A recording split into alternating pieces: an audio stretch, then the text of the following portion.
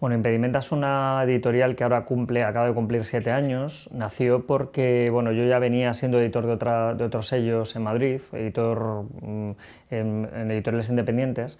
Entonces yo me di cuenta de que necesito una serie de libros que yo tengo en la cabeza y que me obsesionan y que me interesa darlos a conocer al público, pues editarlos bien, con traducciones nuevas en algunos casos, con nuevas traducciones, o sea, con traducciones que nunca se habían hecho en otros, y sobre todo con un afán de recuperación.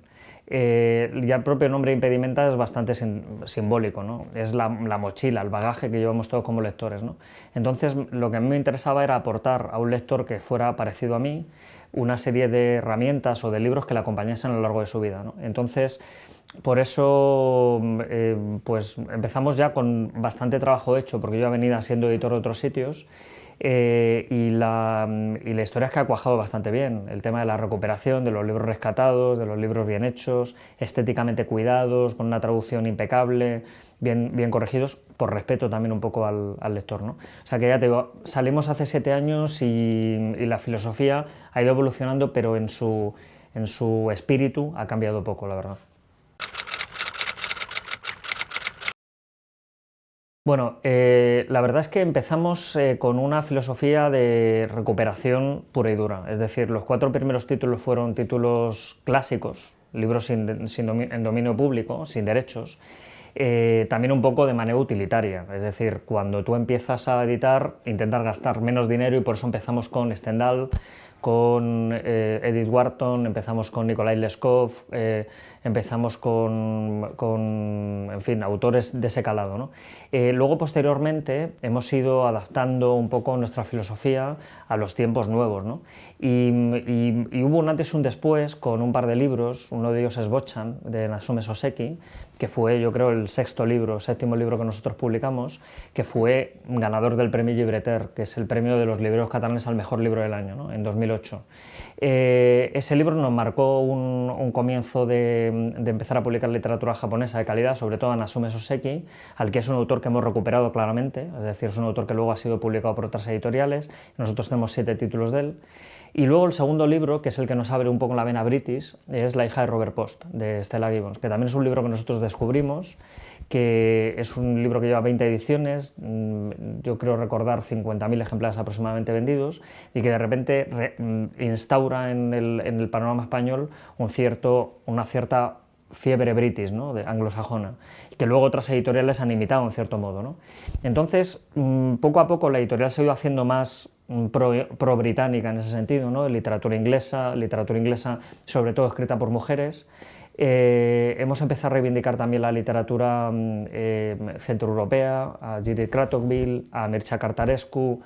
Hemos recuperado a Stanislav Lem, nosotros mismos somos sus editores en España, y ahora mismo el panorama de la editorial es una editorial asentada en una serie de líneas muy claras, como la recuperación de libros ingleses, nuevas traducciones o bien traducciones que nunca se habían hecho, literatura japonesa y, por último, la irrupción de la novela gráfica.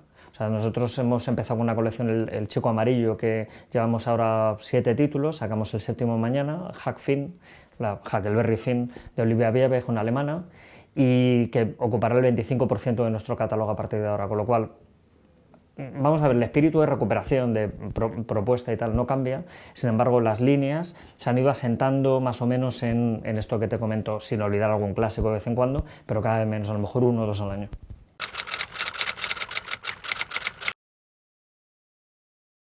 A ver, hasta un momento, hasta hace cierto tiempo sí que existía esa sensación, ¿no? Es decir, el traductor estaba olvidado completamente dentro de lo que es el esquema del libro, de hecho, con suerte aparecían los créditos. El ilustrador tenía casi más éxito fuera de España que dentro, pero gracias a la labor de una serie de editoriales independientes como, qué sé yo, Libros del Asteroide o qué sé yo, Errata Naturae, Sexto Piso, los que estamos en el grupo Contexto, pues hemos ido reivindicando estos oficios de la edición, ¿no? Hemos reivindicado al traductor, al que nosotros no solamente colocamos en la portada del libro, sino que incluso dentro de la propia web, de la ficha de la web de cada libro, viene una biografía del propio traductor. Hemos reivindicado al traductor también, firmando, por ejemplo, con ACED, con la Asociación Colegial de Traductores, un contrato tipo que hemos pactado con ellos, y sobre todo, bueno, dándole muchísimo papel a la hora de hacer el libro. O sea, nosotros no concebimos darle un libro a un traductor que no le guste el trabajo que está haciendo, ¿no? O sea, siempre le testamos antes, le decimos, oye, ¿te gusta este libro y tal, ¿no? Y luego, en cuanto al ilustrador, se ha dado un fenómeno sorprendente, y es que vivimos una edad de oro en la ilustración española. Los grandes premios internacionales de ilustración se están dando autores españoles.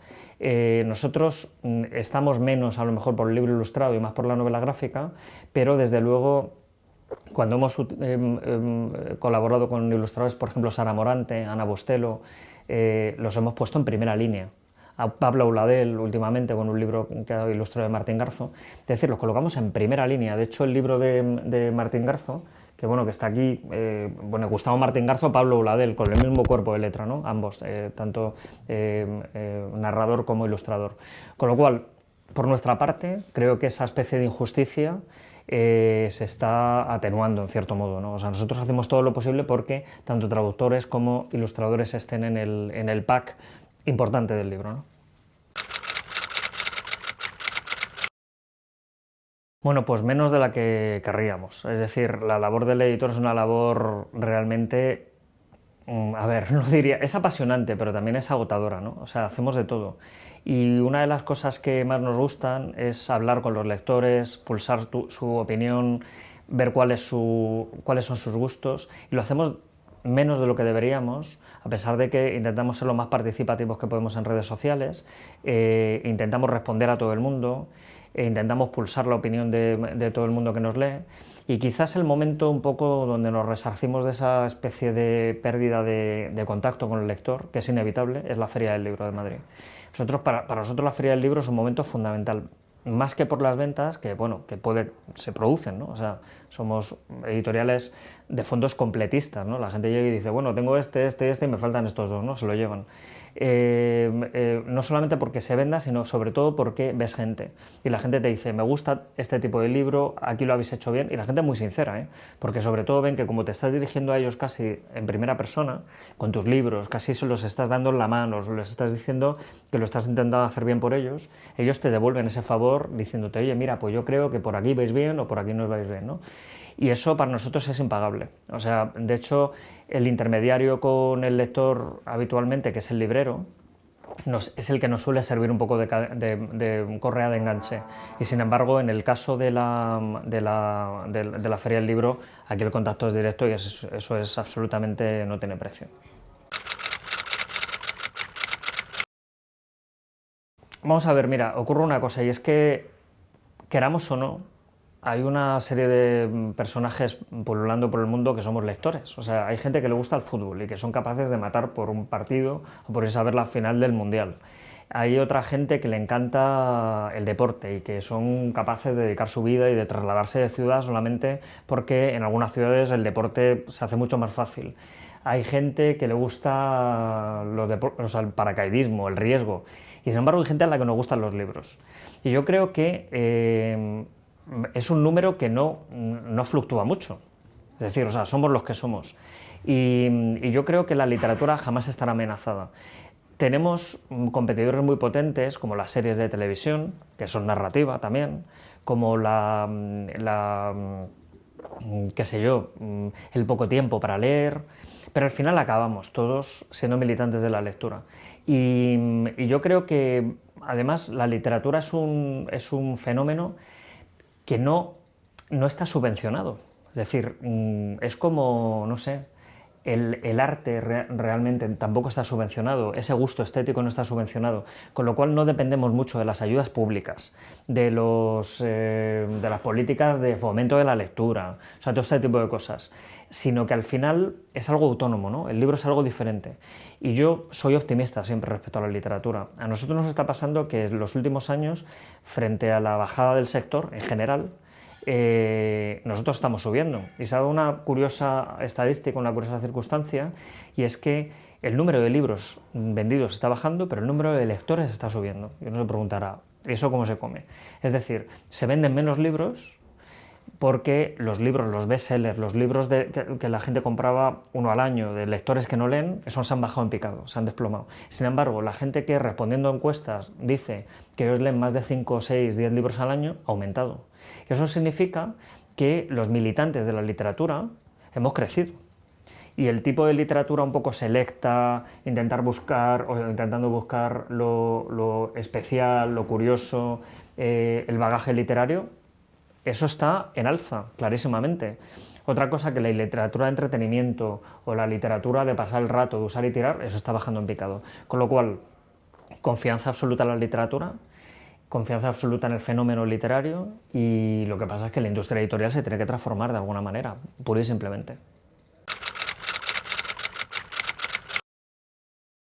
Pues no lo sé. Yo dije en alguna ocasión que toda editorial, constaté que toda editorial al llegar al final de la vida de sus editores o desaparece o es comprada por otra editorial más grande, ¿no? Yo creo que casi todas las papeletas de cualquier editorial es desaparecer en unos años. O sea, es decir, es un fenómeno de constante renovación. Y los sellos que tienen más de 30, 40, 50 años, la mayoría de ellos, por no decir la práctica totalidad, están comprados por grandes grupos. O sea, Anagrama acaba de ser comprada por Feltrinelli, Tusquets ha sido comprada por Planeta, Lumen fue comprada por Random, es decir, acabas comprado. O bien desapareces. O sea, yo qué sé, pues hay editoriales magníficas porque desaparecen. Yo estoy convencido de que Impedimenta irá conmigo. O sea, va a ser mi compañera de viaje durante muchos años. Y yo confío en que me siga dando para vivir. O sea, y me siga dando pues, para hacer las cosas que más me gustan, que son editar libros. Otra cosa es qué haremos dentro de Impedimenta. A mí me da la impresión de que cada vez la gente está en España, dándole más, voy a hacer algo sorprendente, más la espalda a la literatura de mentira, que es el libro electrónico, los simulacros de lectura, etcétera, etcétera, y están volviendo al libro. Es una constatación. Ojalá esta crisis que ya más o menos parece que empieza a estar remitiendo, nos vuelva a colocar en un momento en el que surjan nuevas editoriales interesantes, ¿no? Pero yo no soy pesimista respecto a la literatura. O sea, yo leía cosas de autores del 18 y del 19 diciendo la novela ha muerto, el fenómeno literario tal. Ya cuando llegó el teatro así mucho más masivo, la gente va a ir al teatro, va a dejar de leer, después la televisión, la radio, el cine, internet. Pero con el libro no acaba nadie. Esto es como las viejas. El otro día hace un tiempo estuve con un científico especializado en la prospectiva de qué va a ser la ciencia dentro de unos años, ¿no? Y él hablaba de las tecnologías robustas. Es muy interesante. Las tecnologías robustas son la fabricación de muebles, la fabricación de vehículos, las casas, las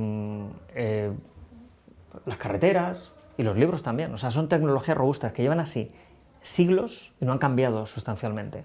Y yo creo que el vídeo mató a la estrella de la radio, ¿no? Pero ¿dónde está el vídeo ahora mismo? La radio, sin embargo, es una tecnología robusta que continúa. Yo creo que el libro igual, o sea, confío en ello, claramente.